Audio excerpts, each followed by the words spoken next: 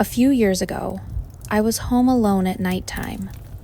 I was watching TV in the living room when I heard the doorbell ring. Whenever I hear the doorbell ring, especially when I'm home alone, I am cautious to answer it. I walked up to the peephole without turning on the porch light so they didn't know if I was home or not and looked through. It's really dark, but I could see a small figure, more like a black blob, doing like a dancing motion, dipping down and oscillating its arms outward.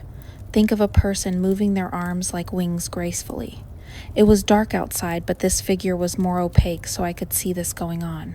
After a few seconds, I stopped looking through the peephole because it was too freaky to look at. I regained some courage and looked back through, and whatever it was gone. To this day, I still don't know what that was, and I get freaked out thinking about it. A recent story I have involves Mr. Frost, who is the ghost who lives in my house right now. We bought the house from his widow after he had a heart attack in the house and died. He is more of a benevolent spirit, and I feel that he kind of watches out for me, although he will hide things from me on occasion. There was one night when my son was a teenager, and he had several friends over spending the night. They were in his room playing video games. I was in my room folding clothes. Out of the corner of my eye, I saw someone standing in the doorway of my bedroom. I finished folding the piece of laundry I had in my hands and turned to the doorway, but there was nobody there. I figured it was one of the boys who needed something, so I went to my son's room and they were all still sitting playing the video game. I asked them if they needed anything, and they said no. I said, "Well, who was just at my door?" And they said nobody. We've been playing video games. So, I chalked it down to Mr. Frost watching me fold clothes. He has also on occasion hidden my reading glasses from me. There is also a spirit who did exist at one time in a closet in my small bedroom of the house. However, I have not felt that spirit for some time, and I'm not sure if it's still there.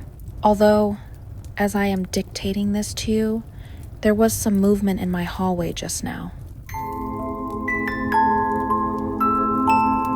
There's an abandoned house next to mine. The previous owner moved out to California 25 years prior and never sold it. One day, I got a flashlight, gloves, and pushed the window open and went inside the basement.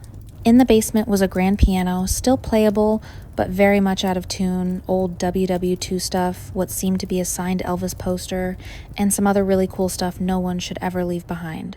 There's basically a whole story in that basement.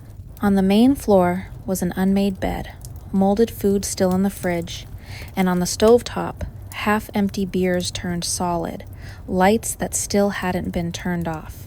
Then I started walking upstairs when I heard crying from one of the side rooms. That's when I freaked out and haven't been there since. I was sitting in my room after getting out of work on the second floor. My brother was downstairs watching TV.